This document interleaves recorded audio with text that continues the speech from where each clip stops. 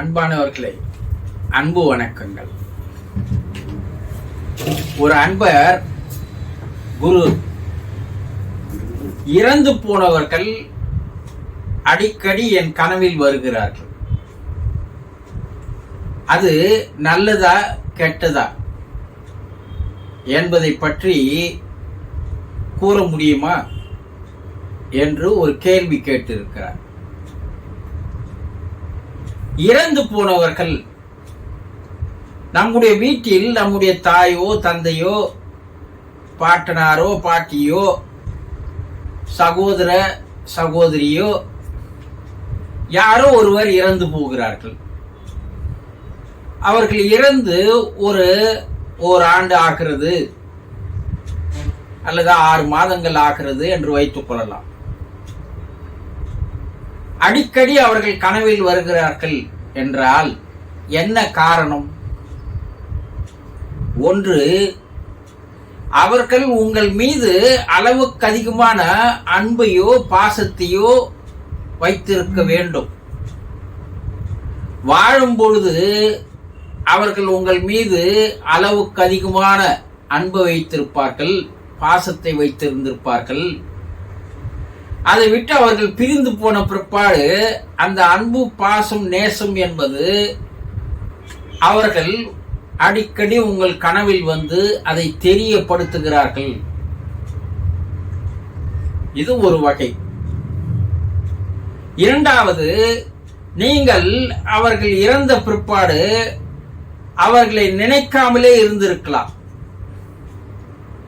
மனுஷன் வயசு வந்தது, இறந்து போயிட்டா கவலைப்படாமல் அவர்களை பற்றி நினைக்காமலே நீங்கள் வாழ்ந்து வருபவர்களாக இருந்தால் அவர்கள் கனவில் வருவார்கள். ஏன் வராங்க? அவர்களை நீங்கள் நினைத்து பார்ப்பதில்லை. உங்களுக்காக அவர்கள் பல ஆண்டுகள் வாழ்ந்தார்கள், உங்களை படிக்க வைத்தார்கள், உங்களுக்கு சொத்துக்களை சேர்த்து வைத்தார்கள், உங்களுக்கு திருமணம் செய்தார்கள். எல்லா வசதியும் அவர்கள் செய்தது யாருக்காக என்றால் உங்களுக்காக தான். அவர்களுடைய வாழ்க்கையே உங்களுக்காக அர்ப்பணித்து சென்றார்கள்.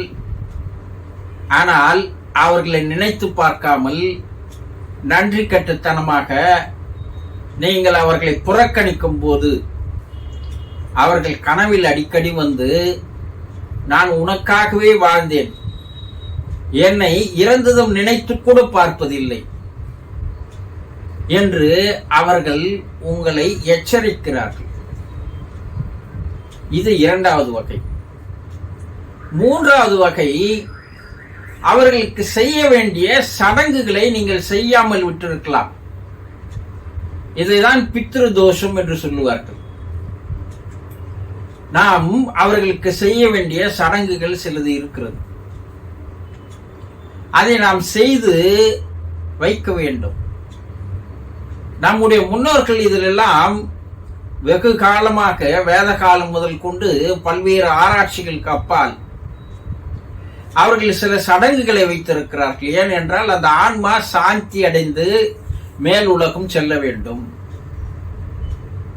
ஆன்மா சாந்தி அடைந்து என்றால், நீங்கள் எங்களுக்காக வாழ்ந்தீர்கள், எங்களை ஆளாக்கினீர்கள், எங்களை படிக்க வைத்தீர்கள், எங்களுக்கு திருமணம் செய்தீர்கள், எங்களுக்கு எல்லா வசதிகளும் செய்து கொடுத்திருக்கிறீர்கள்.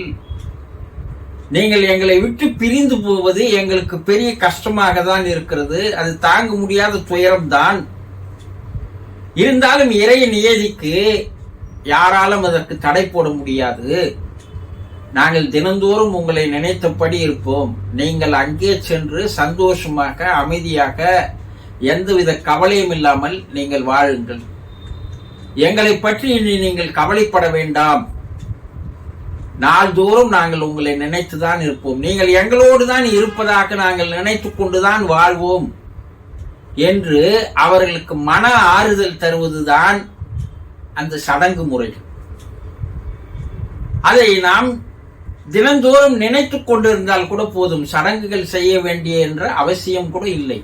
ஆனால் அதையும் நாம் புறக்கணிக்கும் போது அவர்கள் அதை ஒரு பெரிய குறையாக எடுத்துக்கொண்டு கனவில் வந்து உங்களுக்கு அதை தெரியப்படுத்துகிறார்கள். அப்ப அவர்களுக்கு ஆன்மா சாந்தி அடைய நாம் சில சடங்குகளை செய்ய வேண்டும். இல்லை என்றால் அவர்கள் கனவில் வருவார்கள். இது ஒரு வகை. அடிக்கடி அவர்கள் கனவில் வருகிறார்கள் என்றால் அவர்கள் ஏதோ உங்கள் மீது ஒரு கோபத்தில் இருக்கிறார்கள் என்று அர்த்தம். அவர்கள் அடிக்கடி கனவில் வரும்போது உங்களுடைய உடல் பலவீனமாகிக் கொண்டே இருக்கும். உங்களுடைய உடலில் இருக்கின்ற அந்த பாசிட்டிவ் பவரானது படிப்படியாக குறைய ஆரம்பிக்கும். ஒரு குறிப்பிட்ட ஒரு 10-20 முறை அவர்கள் கனவில் வருகிறார்கள் என்றால் உங்கள் உடலில் அவர்கள் வந்து புகுவதற்குண்டான வாய்ப்புகளும் உண்டு. அப்படி அவர்கள் அந்த உடலில் புகுந்து விட்டால் உங்கள் உடல்ல மனசுல நெகட்டிவ் தாட்ஸ், நெகட்டிவ் பவர் அதிகமாக மாறும். உடல் பலவீனமாக மாறும். ஒரு சோம்பல் தனம் இருக்கும். எதன் மீதும் அக்கறை இல்லாது ஏனோ தானோ என்ற ஒரு வாழ்க்கையை நீங்கள் வாழ்வீர்கள். எந்த ஒரு நல்ல காரியங்களும் உங்களை நோக்கி வராது. உங்களை சுற்றி அவர்கள் ஒரு கருப்பு வளையத்தை உருவாக்கி விடுவார்கள். நாளுக்கு நாள் உங்களுடைய உடலும் மனமும் பலவீனமாகி கொண்டே வரும். உடல் நோயால் நீங்கள் தாக்கப்படுவீர்கள். உங்களை அவர்களோடு அழைத்து செல்வதற்குண்டான வேலைகளை எல்லாம் அவர்கள் செய்வார்கள். ஏனென்றால் அவர்கள் தனியாக இருக்கிற எனக்கு துணவோன் என்ற மாதிரி அவர்களுடைய செயல்கள் இருக்கும். இது கெட்டது நடைபெறுகின்ற அறிகுறிகள். ஒரு சிலர் கனவில் ஒரு முறையோ இருமுறையோ வருகிறார்கள் என்றால் அவர்கள் உங்களுக்கு நல்ல வாய்ப்புகளை ஏற்படுத்தி தருகிறார்கள், நல்ல சந்தர்ப்பங்களை ஏற்படுத்தி தருகிறார்கள். உங்களுக்கு எப்போதும் பாதுகாப்பாக இருப்பார்கள். உங்களை சுற்றி எந்த விதமான நெகட்டிவ் அட்டாக் வராத மாதிரி, தீய சக்திகள் உங்களை வந்து தீங்கு செய்யாத மாதிரி அவர்கள் பாதுகாப்பார்கள்.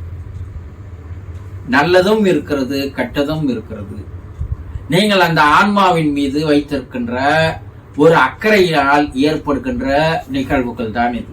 நீங்கள் அக்கறையோடு, அன்போடு, பாசத்தோடு, நேசத்தோடு நாள்தோறும் காலையில் எழுந்ததும் அவர்களை நினைத்து கொண்டு அவர்களுக்காக ஒரு பிரேயர் செய்துவிட்டு நீங்கள் உங்கள் வாழ்க்கையை தொடங்கினால் அவர்கள் உங்களுக்கு எப்பொழுதுமே அவர்கள் மறுபிறப்பு எடுக்கின்ற வரை உங்களுக்கு ஒரு பாதுகாப்பு கவசமாக இருப்பார்கள். உங்களுக்கு எல்லா விதமான நன்மைகளையும் செய்வார்கள். எல்லா நல்ல செயல்களும் கூடி வர செய்வார்கள். தடைகள் இல்லாத ஒரு வாழ்க்கையை அவர்கள் உங்களுக்கு வழங்குவார்கள். உங்கள் கண்ணுக்கு தெரியாமல் எப்போதும் உங்களுடன் இருந்து கொண்டே உங்களை ஏக்கி கொண்டிருப்பார்கள். அவர்களை நினைக்காமல் புறந்தள்ளிவிட்டு அவர்களை ஒதுக்கிவிட்டு நீங்கள் பாட்டுக்கு வாழ்ந்து வந்தார் அவர்களுடைய அந்த ஏக்கம், அந்த கவலை, அந்த வேதனை அவர்கள் உங்களை பல்வேறு இன்னல்களுக்கு ஆளாக்குவார்கள். சில அகால மரணங்கள் ஏற்படுகின்ற சூழ்நிலைகளையும் ஏற்படுத்துவார்கள். தற்கொலை செய்து கொள்கின்ற மன எண்ணங்களையும் உருவாக்குவார்கள். அப்படி செய்கின்ற ஆன்மாக்களும் இருக்கிறது. ஆக உங்கள் கனவில் வருகின்ற முன்னோர்கள் நீங்கள் எந்த அளவுக்கு அவர்களோடு ஒரு தொடர்பை வைத்துக் கொள்கிறீர்களோ, இணைப்பை வைத்துக் கொள்கிறீர்களோ, அது உங்களுக்கு நல்லதாக மாறும். அவர்களை புறக்கணித்து விட்டு அவர்களுக்கு செய்ய வேண்டிய சடங்குகளை அவர்களை நினைக்காமல் அவர்களை ஒதுக்கி வைத்து விட்டு வாழ்ந்தால் அவர்களும் ஒரு மனித ரூபத்தில் இல்லையே தவிர ஆன்ம ரூபத்தில் இருக்கிறார்கள். அவர்களுக்கும் எண்ணங்கள் உண்டு. தன்னை புறக்கணிக்கிறவர்களை பழிவாங்குகின்ற குணங்கள் ஏற்படுவதற்கு வாய்ப்புகளும் உண்டு. அப்போது உங்களுக்கு கெடுதல் இல்லை செய்வார்கள். நீங்கள் நடந்து கொள்ளுகின்ற முறையை வைத்துதான் அது நல்லதா கெட்டதா என்பதை நீங்கள் தான் முடிவு செய்து கொள்ள முடியும். அது உங்களுடைய நடவடிக்கைகள் தான் இருக்கிறது. என்ன இருந்தாலும் 40-50 ஆண்டுகள் தன்னுடைய உழைப்பை, தன்னுடைய ஆயுளை எல்லாம் உங்களுக்காக அர்ப்பணித்தார்கள். அவர்களை நன்றி மறப்பது நன்றன்று. புரிந்து கொண்டீர்களா? சந்தோஷம்.